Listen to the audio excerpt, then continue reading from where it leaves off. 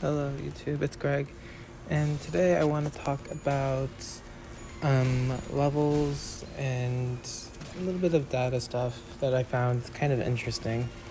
So I was trying to predict how long it would take for my to level up certain IDs and how long it will take. So of course I went in game and recorded the amount of experience required to level up an ID, and then I just plotted it.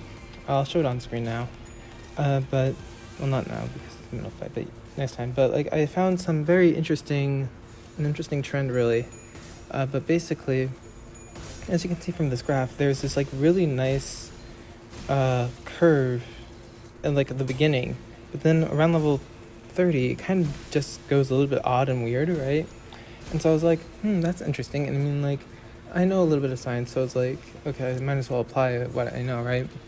And so I did that, and I actually kind of honed it in on this nice clean part of the graph, and I used Excel to generate a line that basically shows, two lines actually, just trying to determine whether or not this is a log or linear plot.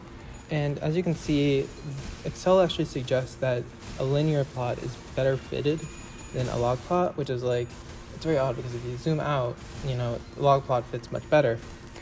And so it's like, okay, clearly what's throwing off the reading of like the Excel, right, for best line of fit is the first 5 levels, right? Because if we look at all the levels all together, right, it has this very nice curve that just screaming log plot is like, yeah, it has to be like that, right? So it's like, okay, I removed the first 5 levels from the game, and so I got this really, really nice log plot. And what's really important to show here, like, it fits very nicely to the data points, right? But we can't really judge things just by looking at it. What's really important is this r-square value at the very top of this graph. As you can see, r-square is 0.9995. But what is an r-square, right? There's kind of 2 ways to look at it. They're kind of the same thing, but 2 different perspectives. You could see an r-square value as how well connected the data is, or like how spread out the data is, right? Or another way you could view it as this r-square tells you how much data is explained by the above formula, right? So in this case, saying that it has nearly 100% r-square value, right? R-square is like times it by 100 to get a percentage, right? So it's like it's 99.95%, right? Data is explained by this formula, right? That's what it's trying to say. So it's like, okay, yeah, that's perfect. So now the question becomes, why do I have to remove the first 5 levels, right? And so I kind of thought like of an interesting in-game reason, possibly.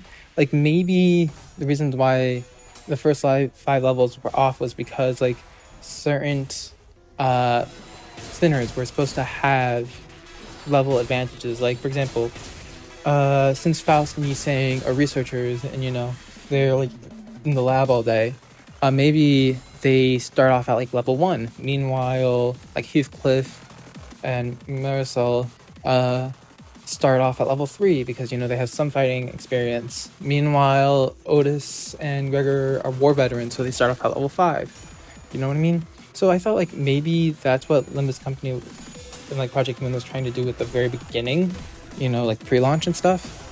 But for whatever reason, they just removed it from the game. But yeah, so that's like the first part, the nice, lovely part of the graph, right? The second part of the graph, right, is much more hideous, right? It had a lot more clunks, and this part of the graph is actually clearly post-launch IDs, right? Post-launch, like when they started adding levels, like, because at launch you only had level 30, up to level 30, and after that it was everything after that has been just added levels by intervals of 5. Like the most recent Kento let us level up our identities to level 55, right? So it's kind of like that. And so I kind of plot them all nicely all the weird levels on the graph. Right. So as you can see, they're all very, very nice. The first three, at least, from like level 30 to 35 and 35 to 40, 40 to 45. They're all very nice lines with R-square values of nearly 100%, right? So that means that these formulas can explain this data extremely well. And it's very interesting because if you look at these formulas, right, these equations of lines, they all have almost very similar slopes and intercepts, right? And so that's like also kind of odd, right?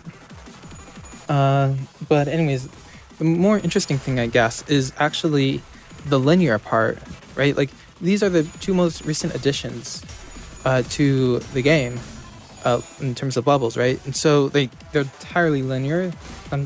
Like this one, the one in purple, does not have even a slope, right? It's just a pure intercept, meaning there's no, like, whatever you put it, like the levels will not determine the amount of experience required, which was what we saw, right, in the previous. Like here on the x-axis we have levels, right? So if you wanted to figure out how much experience would be required, you would need to put the amount of levels in for x, and then you would use that, you would substitute that x value into the formula, and then you would get a y, an output, right? And since this is all log, you would have to undo the log, but that doesn't really matter, right?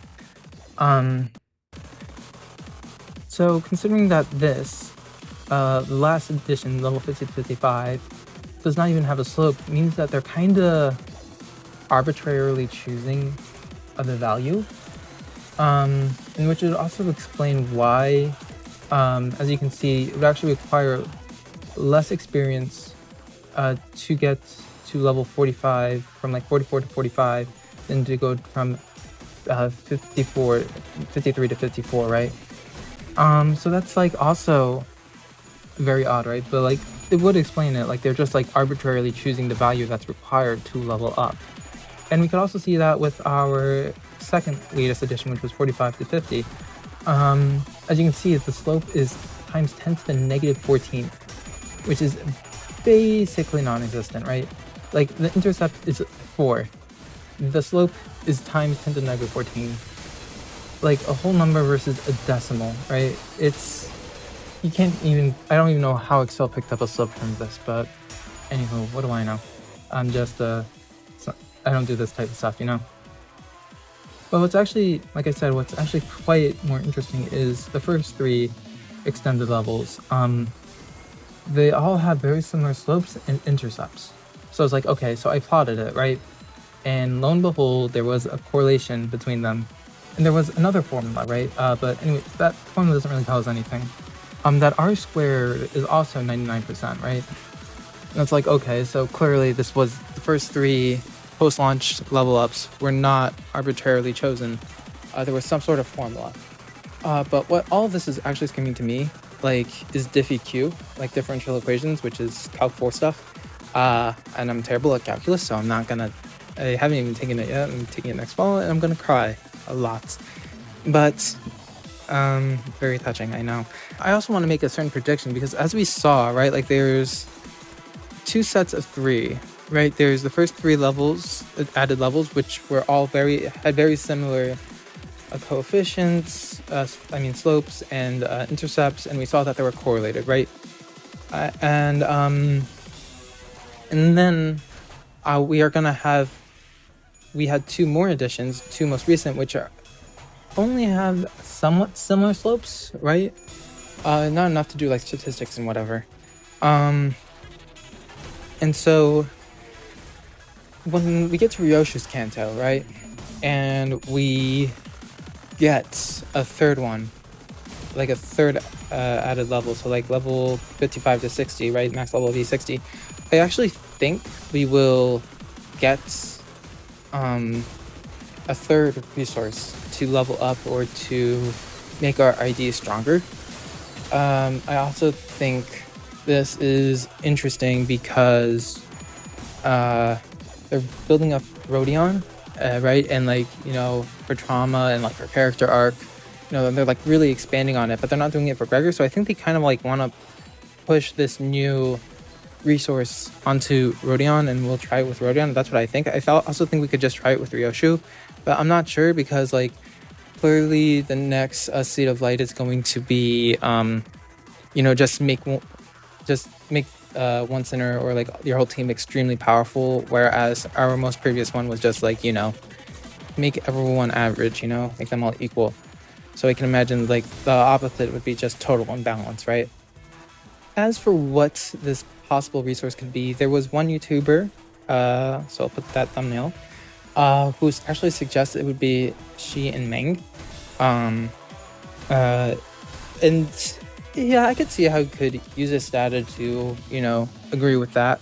And also, like, the game was also, he does give good and more reasons why it should be Shi and Meng. But I'm not entirely sure.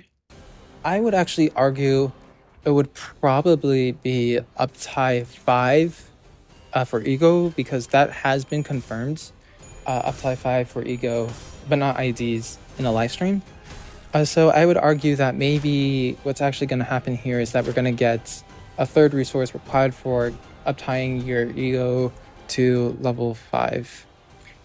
I mean Uptie 5, not level 5. But we'll see. I don't know for certain. It's just a prediction. I guess I should also talk about why 3, right? I should have probably talked about this before, but anyways, we'll have to do all that fun stuff. So as we can see, we have, after the 3rd edition, after post-launch, right, they started arbitrarily choosing values. And so then after, according to my like prediction and like, this other YouTuber, right, they are actually, they're gonna probably add a 3rd resource after Ryoshu's Kanto, right? Whatever that resource may be. And so it's kind of odd, right? We have 2 sets of 3, like 3 already appeared twice already, and it's like a very bit odd, but I can actually explain it from a Jewish perspective, because like Limbus company actually is heavily inspired by Judaism, but actually in Judaism the number 3 is somewhat important. 3 shows stability. Like if something has been in the family for 3 generations, it shows that it will always continue.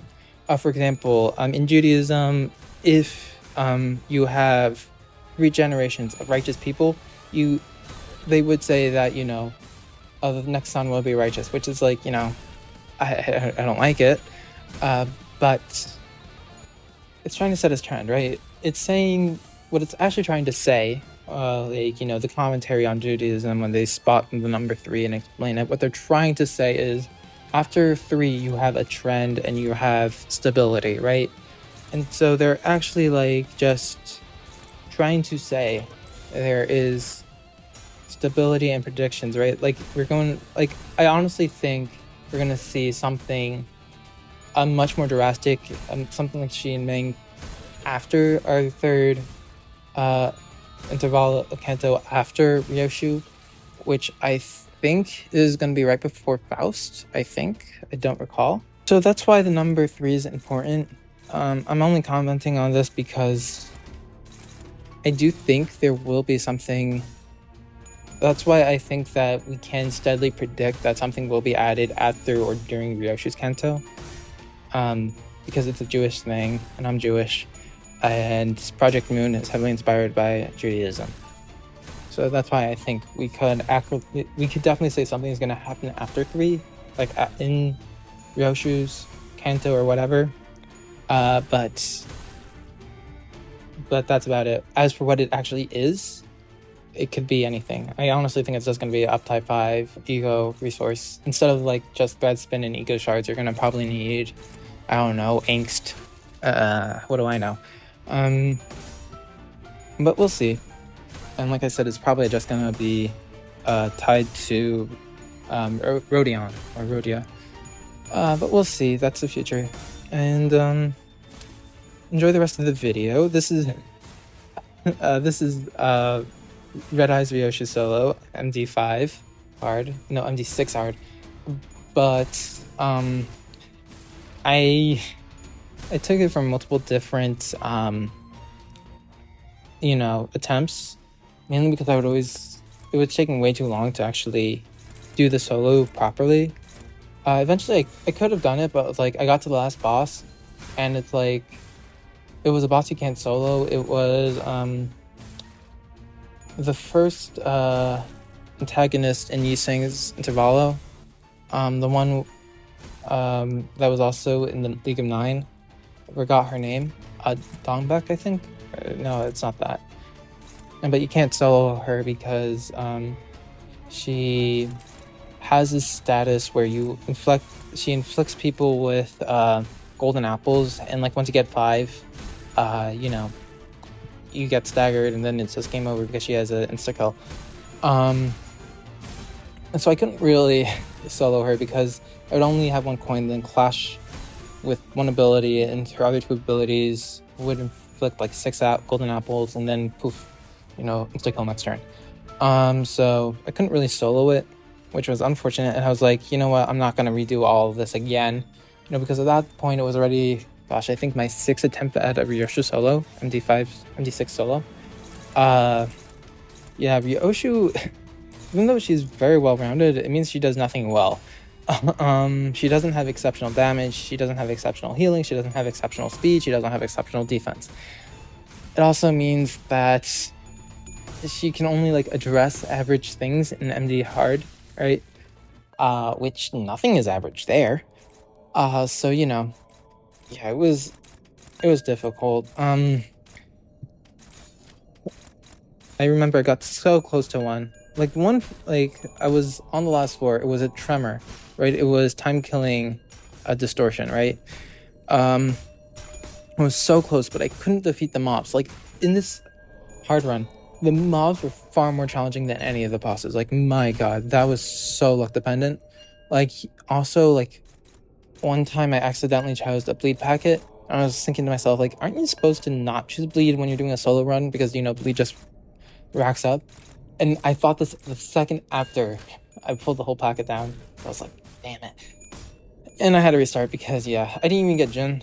I just got a bunch of mobs from Kurikoma Clan. Yeah, it was impossible. Frankly, impossible. I'm sure Red Eyes Ryoshi could easily solo Jin or, bamboo-headed Kim. But, that ain't happening. So, I had to restart on multiple times. So this is, like, really in combinations of multiple different attempts. So you'd see, like, different passives going off. I think, like, the last boss fight, you actually see Heathcliff's passive, base passive going off, even though that was not included in the other 4 boss fights I presented. But yeah, I think Ryoshi is a cool character. I'm gonna probably do a book review on Octagawa. I already read his stuff, and I guess I don't want to talk about it now, but like, yeah, he was right when he said that no one could understand him. Yeah, he was right. It would be very difficult to actually explain or to properly present Octagawa to the people he wanted to reach. That was one thing. He wanted to reach a very specific demographic, but he also knew that what he was doing would not reach that demographic. And so I was like, yeah, I totally agree with that. But yeah, Octagawa and like Ryoshi, great characters. I'm very excited for her Kanto. I am terrified to see what they're gonna be doing, but we'll see. But yeah, enjoy the rest of the video.